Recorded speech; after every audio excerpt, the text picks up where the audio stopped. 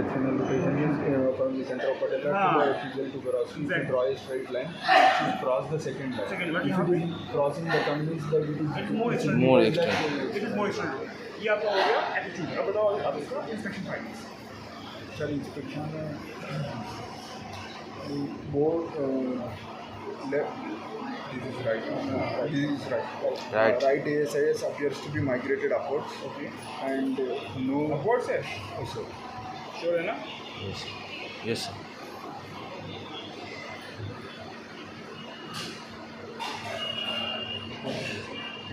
पीछे देखो।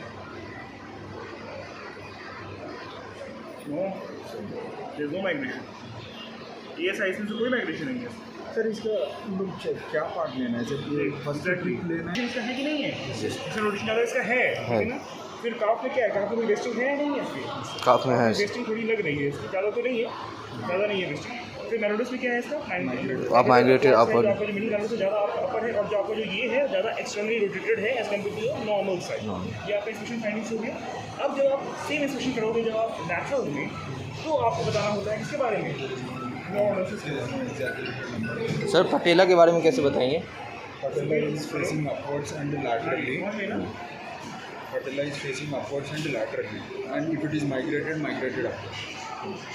और इसमें तो ज़्यादा रोटेशन है ना, हाँ. इसमें और Patella is facing upwards and laterally compare it to the normal side. ठीक है ना? अब ये सुपर बोर्ड पैटला जो है it is more proximal as compare to the left side and also it is more externally rotated as compare to normal. ठीक है ना? अगर सर इसमें नॉर्मल रहेगा तो फिर हाँ कैसे? तो ऐसा रहेगा ना, it will be patella is facing upward and laterally. ठीक है ना?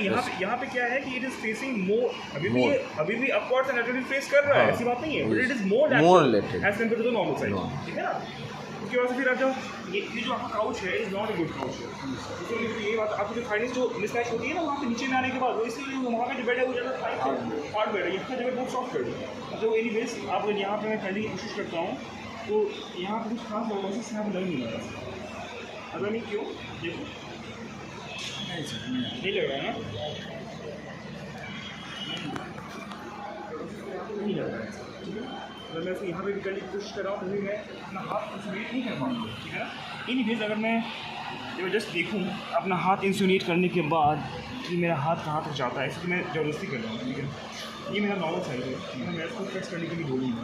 मैं इसको मोड़िएगा एक मिनट, और मोड़ के जब मैं इसको यहाँ पर रखने के लिए बोल रहा हूँ तो मेरे को कुछ डिफरेंस फील नहीं हो रहा है। मतलब अगर इसको सिग्निफिकेंट मेरे डिफरेंस को कुछ ज़्यादा लगता है कि कुछ स्ट्रेस अपॉन जो मेरे को फीलिंग अभी आ रही है। हाँ, जो मेरे को फीलिंग अभी आ रही है वही मेरे को फीलिंग इसको प्रेस करने के बाद भी आ रही है। ऑब्लिटरेशन हुआ ही नहीं है, जो अभी भी ऑब्लिटरेशन है तभी भी ऑब्लिटरेशन होगा, इसलिए मेरे को उसके कुछ डिफरेंसेस मेरे को फील नहीं हो रहे हैं। डिफरेंस हुआ तो हाँ, तो इसको है। ठीक है, इसको बोलते हैं थॉमस इफेक्ट। Thomas effect. ठीक है, इसका क्या तरीका होता है करने का? पहले आप जहाँ पे भी आपको डिफॉर्मिटी है वहाँ पे हमको हाथ लगाना है। ठीक है, दूसरे वाले को हमको फ्लेक्स करना है। फ्लेक्स करने हमारा नॉर्मल लिम्ब को फ्लेक्स करना है और हमको हमेशा अपने हाथ को लंबर स्पाइन के नीचे ही रखना है। और जब हम इसको फ्लेक्स करेंगे, फ्लेक्स करने के बाद हमें फील क्या होगा कि यहाँ पे लॉर्डोसिस जो है वो और ऑब्लिटरेट हो चुका, ऑब्लिटरेट हो गया। अच्छा, नीचे चला जाएगा। वो हमें ऐसा लगेगा कि काउच और इसके स्पाइन के बीच में मेरा हाथ एकदम फंस गया मेरा हाथ। मुझे ऐसी फीलिंग आई कि मेरा जो हाथ है एकदम सैंडविच हो गया है आपके काउच और आपके लंबर स्पाइन के बीच में। ठीक है ना? अब जब ये मेरे को फीलिंग आएगी, या इसको आप पकड़ लेना, प्लीज़ पकड़ लीजिए। ठीक है ना? अब जो है ऐसा हो सकता है, पॉसिबिलिटी हो सकती है कि मैंने इसको हिप को ओवर फ्लेक्स कर दिया। एक पॉसिबिलिटी ये जरूर बनती है कि जब मैंने इसको ऐसा किया हो तो लॉर्डोसिस को ऑब्लिटरेट करने के लिए जितना ऐसी डिफॉर्मिटी है उस डिफॉर्मिटी से भी ज़्यादा मैंने इसको फ्लेक्स कर दिया हो, ताकि अब मूवमेंट्स हिप से बढ़ के इसके पेलिस में भी आना शुरू हो गया, स्पाइन में भी आना शुरू हो गया। तो अगर मान लो ये यहाँ पे ऐसे उठ जाता तो मैं क्या नहीं, तो हम इसको यहाँ पे मेजर नहीं करते। अगर मान लो इसमें हिप में डिफॉर्मिटीज भी होती, अगर मान लो इसको ऐसे फ्लेक्स करने पे इसका यहाँ से उठ चुका होता, एक मैं बात कह रहा हूँ एग्जाम्पल में, जितना भी ये उठता ना उसको भी मैं पहले प्रेस डाउन करता, एक्सटेंड करता मैं इसको। अगर ये हो नहीं पा रहा, हाँ, अगर मैं एक्सटेंड करके ये देखता मेरे ऐसे दबाने से अगर वहाँ पे मेरा जो ऑब्लिटरेशन है वो खुलने लगता, मेरे को जो अभी फीलिंग आ रही है सैंडविच की वो खुलने लगता मेरे एक्सटेंड करने पे, जस्ट उसी पॉइंट पे मैं रुक जाता कि अब यही वो डिफॉर्मिटी है जहाँ पे वो करेक्ट डिफॉर्मिटी। क्योंकि अगर जो मैंने इसको ओवरडू किया है विद माय फ्लेक्शन, इसको मैं कंपनसेट करूंगा विद द एक्सटेंशन। यहाँ पे जो मैंने ओवर फ्लेक्शन किया होगा उसको मैं इस वाले हिप पे एक्सटेंड करके कंपनसेट करूंगा, और जहाँ पे मेरा लॉर्डोसिस जस्ट खुलना शुरू हो जाएगा उस जगह पे मैं रुक जाऊंगा और उसको मैं मेजर कर लूँगा। That is my actual fixed flexion deformity of my that hip. समझ रहे हो मेरी बात? नहीं समझिए सर। थॉमस इन्फ्लेक्शन टेस्ट हो गया सर हम लोग, जैसा पहले हाथ रखेंगे लंबर स्पाइन के नीचे, उसके then we flexion flex the normal, right. then if you feel any obliteration, then it is a positive, but if there is any then we ask the patient to hold over then we here. have ask the patient to hold over We the might have overflexed the normal hip. Normal. To compensate that overflexion of the normal hip, we need to extend the affected hip. And the moment where we just feel our gap is opening up, we should stop there you should stop there. and just take the measurement. Okay. That is the real flexion deformity. समझ रहे हैं मेरी बात? समझ रहे हैं ना मेरी बात? नहीं समझ रहे हैं? So first we need to keep the hand near the lumbar spine. Then we flex the normal limb, and we over flex it, and we ask the patient to hold it his thigh, hold it his knee, and then these will, if there is any FFD, these affected limb will be flexed. Yeah, exactly. So then We might have overflexed the upper limb, the other limb. normal. To compensate that overflexion in the normal hip, we have to extend little bit of the affected hip just to see where our obliteration is just opening up. The point where it is just opening up, we should stop and take the measurement. That is the flexion deformity of that affected hip. ठीक है ना? उसके बाद से अपना आपने अभी जो हमने देखा चलो ठीक है, वो तो हमारा क्या जब इंस्पेक्ट करते हैं क्या इंस्पेक्शन में क्या देखोगे, फिर जीटी देखोगे, जीटी में वहाँ पे फुलनेस है कि वो देखोगे, उसके बाद से आपको हमेशा लॉर्डोसिस देखोगे, फिर जीटी देखोगे, फिर आप जीटी देखोगे, फिर आपके यहाँ पे कुछ रेस्टिंग है या कुछ एब्नॉर्मल साइंस है वो नहीं देखोगे, ठीक है ना? क्योंकि हम लोग नॉर्मली मिडिल नहीं देखते हैं, तो आपको फिर भी इस कंडीशन में आपको ये बताना पड़ेगा कि सर हम लोग जब इंस्पेक्शन कर रहे हैं फ्रॉम एंटीरियरली वी सी ए पकड़ स्कार्स ओवर हियर, ये हम लोग को बताना रहेगा कि सर इसको पकड़ स्कार्स यहाँ पे बने हुए हैं, वो अलग बात है, वो तो आपको बताना रहेगा, ठीक है ना? वो अलग बात। उसके बाद से जब आपने ये इंस्पेक्शन अभी देखा, आपने एंटीरियरली इंस्पेक्शन देखा, अभी आपने लैटरल, फिर आपको मरीज़ को साइड वाइज टर्न करवा के उसको PSI का लेवल आपको बताना है, even in supine position, supine में भी आपको मरीज़ को बगल करवा के, क्योंकि इसका जो PSI है वो अपर था, इसका जो PSI था वो आपका अपर था, वो बताना रहेगा PSI, फिर आपका वीडियल फोल्ड्स, फिर आपका SI डिक्लोबिनस, वो आपको PSI हो गया, ये सब आपको कमेंट करना रहेगा एग्नॉमिक इंस्पेक्शन फाइंड। अब पैल्पेशन में आपने से सारे फाइंडेंस को आपको कंफर्म करना है। सबसे पहले पैल्पेशन में क्या करोगे आप? सबसे पहले हाँ, show me the palpation of it, कहाँ है सामने यार? आ जाएगा। Show me the palpation of anterior joint line. क्योंकि सबसे पहले पैल्पेशन में पहले क्या करोगे आप? हाँ जी सबसे पहले पैल्पेशन में क्या करोगे? सर टेम्परेचर लोकलाइजिंग, हाँ पहले लोकलाइजिंग, उसके बाद टेंडेंस कहाँ पे? सर ये एवरी बोनी पॉइंट। हाँ ठीक है, एंटीरियर जॉइंट लाइन मुझे बताओ। सर एंटीरियर जॉइंट लाइन होगा सर क्यूबिक ट्यूबरकल से, नहीं क्यूबिक ASIS से, ये आपका ASIS, हाँ सर क्यूबिक सिम्फाइसिस जा रहा है, हाँ। और इसमें जो इंग्वाइनल लिगामेंट होता है सर वो मिड इंग्वाइनल लिगामेंट होता है, mid point of inguinal ligament, हाँ। Then 2 centimetres below and 2 centimetres laterally, इसको हम लोग कहते हैं mid inguinal point. Mid inguinal, The line joining your ASIS to pubic tubercle is your mid point of inguinal ligament. ये जो है आपका ASIS to pubic symphysis जो है आपका, that is known as your mid inguinal point, mid inguinal point हम ASIS to pubic symphysis, उसका mid लेना है हम लोगों को, उस मिड इंगुइनल पॉइंट से 2 centimetre below and 2 centimetre lateral. Lateral. तो ये हमारा ऑलमोस्ट एंटीरियर जॉइंट है। आपको दर्द है आपको जगह पे? दर्द है, दुखता है आप, he has got some tenderness over here। देखो from ASIS to ASIS to sir Scarpa's triangle इधर हो गया ना? स्कार्पास ट्रायंगल आपका इस जगह पे हो गया, ये है आपका स्कार्पास ट्रायंगल। आपका बेस हो गया इंगुइनल पॉइंट, आपको इंगुइनल लिगामेंट उसका बेस है, कटोरिस का जो है वो ये है, और इसका एडिटर लॉन्गिस इसका जो है ये इस जगह पे बनता है आपका स्कार्पास ट्रायंगल। लेकिन आपका जो एंटीरियर जॉइंट लाइन है वो आपका स्कार्पास ट्रायंगल में नहीं आता। आपका जो एंटीरियर जॉइंट लाइन जो है आपका वो आपका आता है मिड इंगुइनल पॉइंट से 2 सेंटीमीटर बिलो एंड लैटरल। ये है आपका, देखो एंटीरियर जॉइंट लाइन, देखो उसको आप टेंडरनेस ठीक है ना? ASIS से क्यूबिक सिम्फाइसिस को इसको mid point of 2 centimetre below and lateral, 2 centimetre lateral. Mid inguinal point Mid 2 centimeter below and 2 centimeter पकड़ा कहाँ left. है यार? पागल हो गया क्या वो? क्यों ऐसा करता है यार? उसको नहीं पढ़ना नहीं है क्या उसको? हम लोग चाहते हैं वो पढ़े। सबसे पहले टेंस पे किया आपने, एंटीजोनिक टेंडेंस पे किया आपने। कैसे हो गए? GT tenderness. नहीं अभी यहाँ पे बात की है।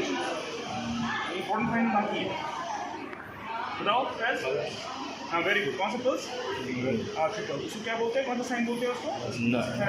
वो भी आपको परफेक्ट करना जरूरी है। आपको अभी ही देखना जरूरी है कि वो ऐसे तरफ नाराज इसमें आ रहा है या नहीं आ रहा है। परफेक्ट करो। पल्स को परफेक्ट करो।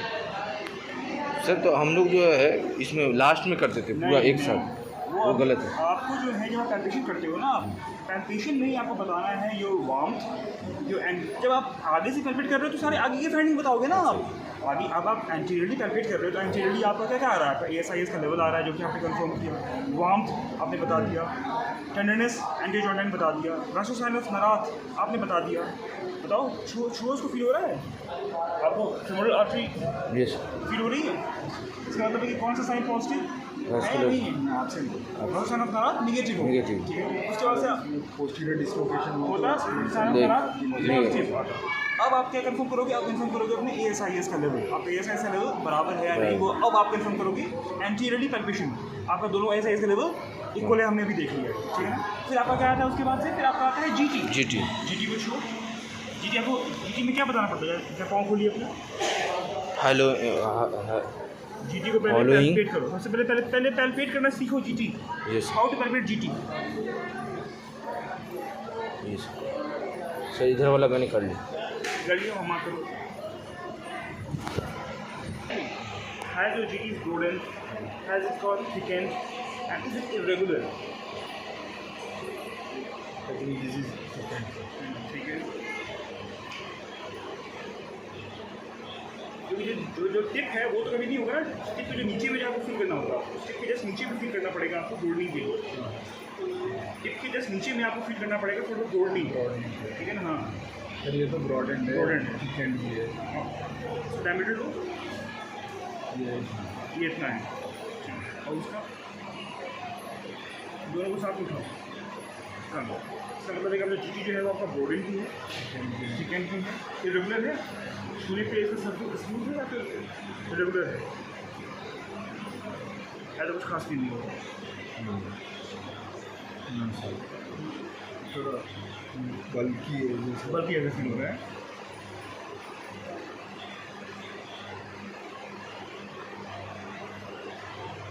इसका GT ये है भाई, देख मेरे भाई।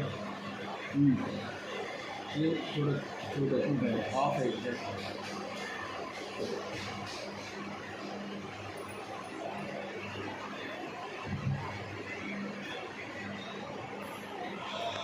कहाँ है GT इसका? तो लोग कहाँ मार किया है GT भाई?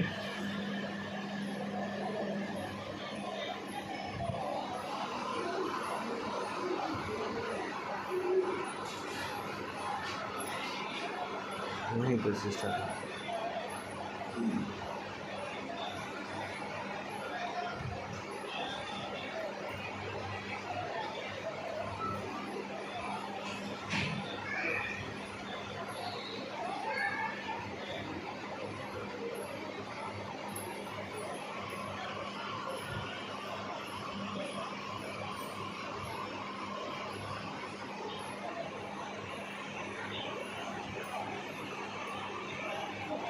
सही बोल गोल्डन। हाँ ठीक है ना? सर GT का टिप मार्क करना होगा ना? GT का टिप मार्क करना है। GT का टिप मार्क करना है। ठीक है? अपोज की माइग्रेटेड है, ये यहाँ है, ये यहाँ। इसके बाद ब्रॉड एंड बोले तो GT का टिप पर नहीं, GT का टिप से जस्ट नीचे, GT के टिप से जस्ट नीचे आपको जो फ्लेयर है आपको उसका वो आपको वो फील करना है आपको, जो गोल्डन हेयर रहेगा। उसके बाद आपको ये भी बताना पड़ता है ना, जब आप GT को जब मार्क करते हो तो आपको ये भी बताना होता है कि जो आपको GT है तो दूसरे के मुकाबले में ज़्यादा प्रोमिनेंट दिखाई दे रहा है या फिर कम प्रोमिनेंट दिखाई दे रहा है? बताओ। ये तो प्रोमिनेंट है। प्रोमिनेंट ये जो नॉर्मली जो क्या होता है, अगर देखो मतलब मैं बता रहा हूँ how to make up your answers, make up your answer. ये गलत तरीका है, but I am telling you, if your limb is an external rotation, obviously when you see from the front your GT would be less prominent, Because if your limb will go into external rotation, you won't be appreciate your greater trochanteric prominence. अगर ही हमारा limb ज़्यादा internal rotation में रहेगा, then we can able to see the prominence. When it is already into external rotation, your GT will go behind, so you won't be able to appreciate the prominence. ये बात समझ रहे हैं तो? ये बात समझ रहे हैं ना तो? इसलिए जो है जब देखो अगर वहाँ पे GT बहुत prominent दिखाई दे रहा है, नहीं अगर आपका एक्सटर्नल रोटेशन में लिम्ब आपका है तो आपसे सवाल पूछेगा आपका एग्जामिनर कि भाई जब आपका लिम्ब ऑलरेडी एक्सटर्नल रोटेशन में है तो how you can say that your GT is so much prominent, it is touching the couch, you are seeing from above, how you can appreciate that prominence? ठीक है, तो वो commit मत करना, वो कमिट नहीं करने का, ठीक है। चलो एनीवेज, तो GT का आपका टेंडेंस है ये दर्द नहीं है, नहीं हो रहा, कोई दर्द नहीं हो रहा, तो कोई क्रॉनिक टेंडेंस उसमें नहीं है। उसके बाद फिर क्या बचता है पैल्पेशन में? जल्दी बताओ। पैल्पेशन में आपने अब जो है वो आपने लैटरल देख लिया, आपने लॉर्डोसिस को भी आपको पैल्पेशन में कंफर्म करना है। हम अभी पैल्पेशन में लॉर्डोसिस को सिर्फ हम लोग देखते हैं कि ये रेसिडेटेड है या नहीं, हम अभी फ्लशिंग डिफॉर्मिटी को एसेस नहीं करते। डिफॉर्मिटी हम लोग एक साथ करेंगे, डिफॉर्मिटीज़ भी। पैल्पेशन में हम लोग डिफॉर्मिटी को बाद में एसेस करते हैं। पैल्पेशन में हमने पहले आगे से देखा पैल्पेशन किया, बगल से पैल्पेशन किया, पीछे से पैल्पेशन किया, ठीक है ना। और जब आप डिफॉर्मिटीज़ में आओगे, डिफॉर्मिटी में सबसे पहले क्या देखोगे आप? Flushing deformity. अभी हमने बात किया थॉमस टेस्ट में बात की और ऑलरेडी हमने बता दिया। फिक्स फ्लशिंग डिफॉर्मिटी होती है और आपका फिक्स एक्सटेंशन डिफॉर्मिटी बहुत ही रेयर है, वो नॉर्मली होता नहीं। फिर कौन सी डिफॉर्मिटी आती है अपनी? Coronal deformity. बताओ अब मुझे बताओ, जल्दी बताओ सारे बताओ। What coronal deformity this patient is having and how much degree he is having that coronal deformity? जल्दी sir, the right word in externally. First of all, I have asked you, tell me, does the patient have any coronal plane deformity? If yes, then quantize it, measure it. Sir, he's having a coronal plane deformity. He's having, how to say that? Sir, the right word in, Yes, the attitude of the right word in, sir, Yes. is abducted. he's adducted. No subject, externally rotated. That's a different thing. I'm asking you about the coronal deformity.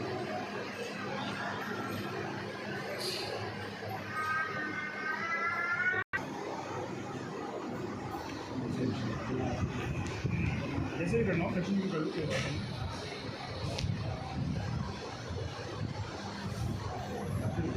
क्या करने जा रहे हो? इंटरनोटेशन हो रहा है?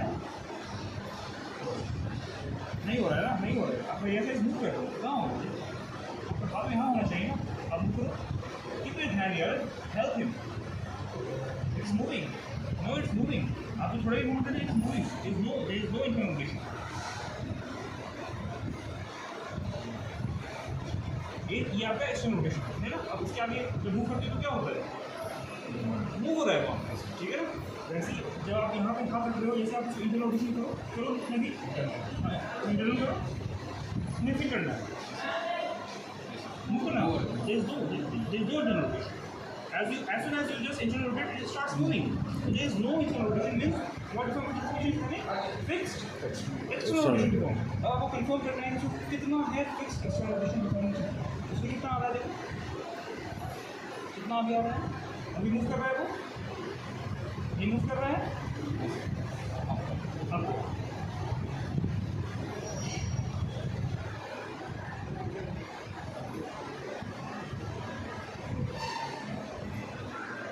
अब move कर रहा है ऑलमोस्ट 18 डिग्रीज 20 डिग्रीज का इसको एक्सटर्नल रोटेशन दिखाऊंगी, ठीक है। तो 20 डिग्रीज का एक्सटर्नल रोटेशन दिखाऊंगी। अब फिर फर्दर चेक करो इसको कि आप जब इसको एक्सटेंशन में जब करते हो तो कुछ अंतर आता है। अभी करो, मूव हो रहा है, इसका मतलब है कि इसको अभी भी एक्सटर्नल रोटेशन नहीं कर पा रहे हो, इसको फिक्स दिखाओ। वो करो, हो रहा है, अभी नहीं हो रहा है, अब हो रहा है। हमेशा करो वहाँ से,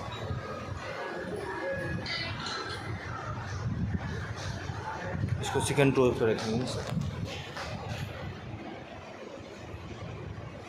नॉर्मली यहाँ पे ना आपको इसको मिड में लेना होता है, इसमें से चल यहाँ पे आपको कैल्कुलेट खींच के लेना पड़ता है, ठीक है। कैल्कुलेट खींच के मिड में लो इसको और इसको लॉन्ग सेकंड टोर रखो इसको।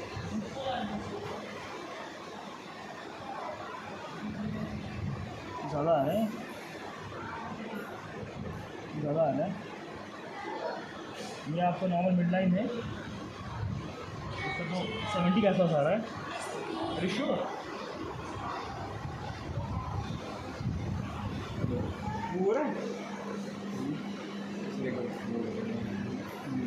तो यहाँ से भी मूवमेंट हो जाएगी। इसका तरीका ये नहीं है। क्या तो पीछे हो जाना है, पीछे हो जाइए, उल्टा हो जाइए, हाँ उल्टा हो जाइए। इसका तरीका ये है। तो कौन सा राइट हुक है? ये है ना राइट हुक। इसमें इसका तरीका ये है, इसको मोड़ना है। इसका ये कहा जाता है आपको कि जो हम लोग बोलते हैं ना कि हम लोग को सिर्फ हिप को रखना है एक्सटेंशन में। जो हम लोग का जो डिफरेंशियल रोटेशन होता है ना, डिफरेंशियल रोटेशन में हम लोग क्या करते हैं कि डिफरेंशियल रोटेशन का मतलब ये होता है कि एक बार में आपको हिप को रखना है फ्लेक्शन में, एक बार को आपको हिप को रखना है एक्सटेंशन में। फ्लेक्शन में एक फ्लेक्शन में एक एक्सटेंशन। नहीं, डिफरेंशियल रोटेशन हम लोग तब बोलते हैं जब आप पहली बार अपनी हिप को रखो 90 डिग्री फ्लेक्शन, जो भी आपने किया। आपने मुझे बताया कि इस तरह से इंटरनल रोटेशन जो है वो 20 डिग्रीज का है। वो आ गया इसका हिप इन फ्लेक्शन। मतलब जब हिप फ्लेक्शन में होता है तो उसका जो एक्सटर्नल रोटेशन फॉर्म की है वो 20 डिग्रीज का है। अब मैं डिफरेंशियल रोटेशन को कंफर्म करने के लिए, डिफरेंशियल रोटेशन को कंफर्म करने के लिए मैं इसके हिप को रख रहा हूँ एक्सटेंशन में। इसका हिप अभी एक्सटेंशन में है, नी में फ्लेक्शन नहीं कर रहा हूँ, वो बात की बात है, लेकिन इसका हिप जो है वो अभी भी एक्सटेंशन में ही है, ठीक है ना। अब मैं जो हूँ इसकी चाहे तो आप इसके ए साइज़ पे हाथ रखो या इसके पी ए साइज़ पे हाथ रखो, ठीक है ना। आप इसके ए साइज़ पे हाथ रखो, ठीक है ना। मुझे बताना कि मूवमेंट्स कहाँ पे आने शुरू हो गए। अभी अगर मैं इसके पाँव को बाहर निकालूंगा तो क्या होगा? एक्सटर्नल रोटेशन होगा, इंटरनल रोटेशन होगा? ये इंटरनल होगा। अगर मैं पाँव को बाहर निकालूंगा तो इंटरनल होगा। मूवमेंट्स आए आपके वहाँ पे? आगे आ गए मूवमेंट्स आ गए। अब अभी कोई मूवमेंट्स है नहीं। अब मैं इसको इंटरनल, अब मैं इसको एक्सटर्नली रोटेट कर रहा हूँ, ठीक है ना नवीन। हाँ, जहाँ आ गए मूवमेंट्स आ गए। अभी नहीं आया, अभी भी नहीं आया। अब आ गया। इसका मतलब है कि ये अब जो है वो इसका है डिफॉर्मिटी। अब मुझे यहाँ से इसको फर्दर एक्सटर्नल रोटेट करना है। अब देखो, अब जहाँ पे आएगा मुझको बताना। अभी नहीं आया। अभी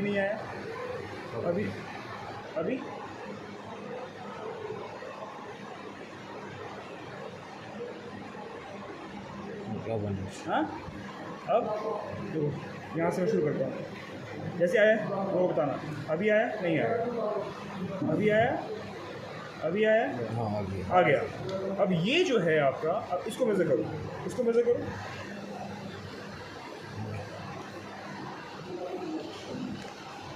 ये कैसे मेज़र करो? ये क्या मेज़र करता हूँ? आपको मेज़र करना है हिप का एक्सटर्नल रोटेशन डिफॉर्मिटी। यहाँ पे नहीं, और ये जितना बड़ा है एक यहाँ रखेंगे एक्स्ट्रा। यहाँ रखोगे ना भाई। एक रखोगे मिड लाइन की पैरेलल, एक रखोगे अलोंग द टिबिया।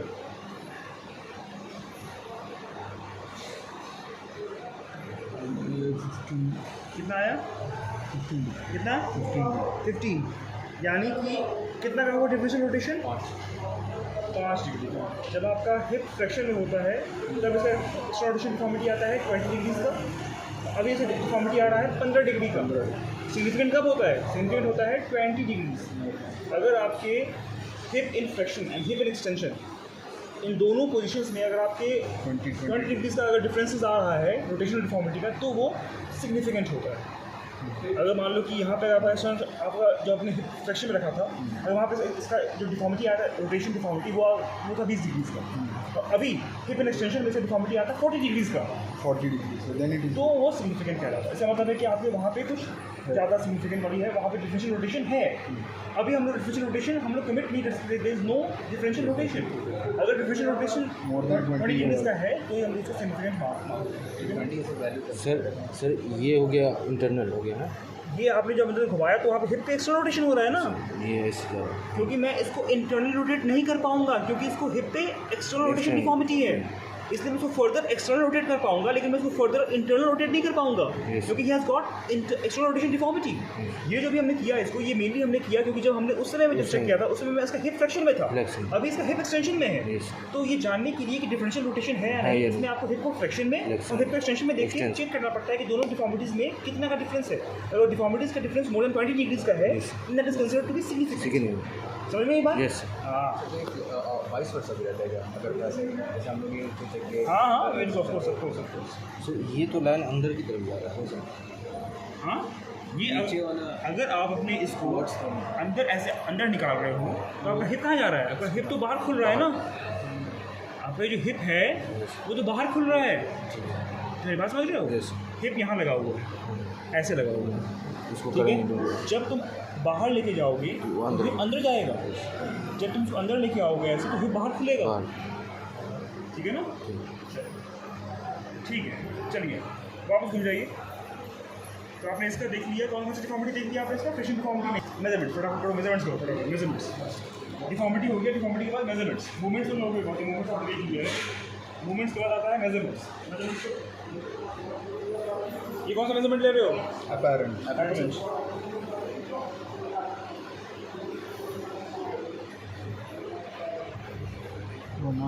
सही से लेना।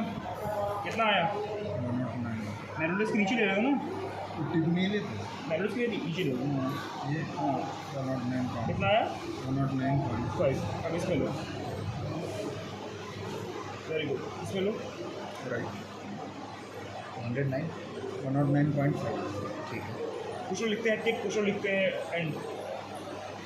I think tick is always doubtful. 114 लिखो लिखो लिखो। 100 कितना आया? 114.5 114.5। कितना का आया डिफरेंस आया भाई? 5 का। 5 आया ना भाई? Yes sir. अब ट्रू लो। कुछ करना पड़ेगा क्या भाई? स्क्वायर करना। स्क्वायर करना पड़ेगा यहाँ पे? क्यों? Already square. Very good. चलो अब अगर यहाँ पे भी अगर आपका मेजरमेंट 5 का ही डिफरेंस आता है, इसका मतलब है कि सही मायने में there is no limb length no coronal deformities. अगर true measurement or true difference, true shortening and apparent shortening are same, means what? There is no coronal plane deformity. Yeah, exactly. है कि नहीं? Yes. मैथ्स है। नहीं मेरी बात है ना, बात सही। अगर कोरोनल डिफॉर्मिटी होता तो फिर जो आपके ऊपर दोनों में डिफरेंस आता, दोनों ट्रू शॉर्टिंग और एपरेंट शॉर्टिंग में डिफरेंस आती। टोटल दे रहा। हाँ टोटल लो सही से रखा है ना उसने ये साइज पे। बताओ कितना भाई? हाँ 87। इस पे रखो।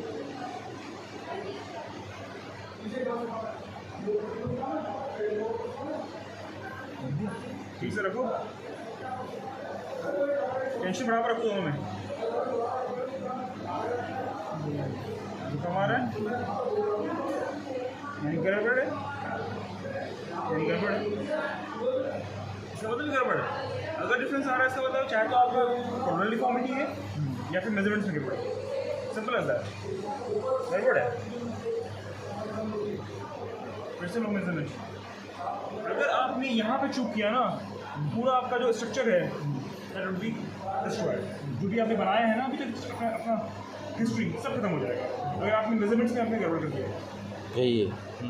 समझ मेरी बात? सब कुछ खत्म हो जाएगा, फिर आप जस्टिफाई नहीं कर पाओगे, कुछ भी नहीं कर पाओगे जस्टिफाई। ये यहाँ से चाहे तो आपका ये साइज ऊपर नीचे है या मेजरमेंट है।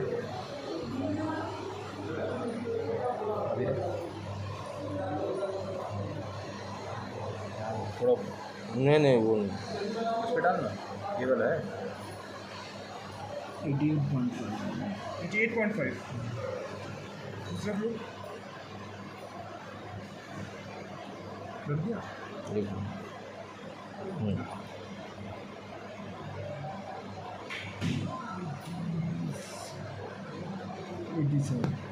गड़बड़ है। चलो फिर से एक और लो वहाँ से मेजरमेंट दो। टेंशन बराबर होना चाहिए, ये हमेशा याद रखना।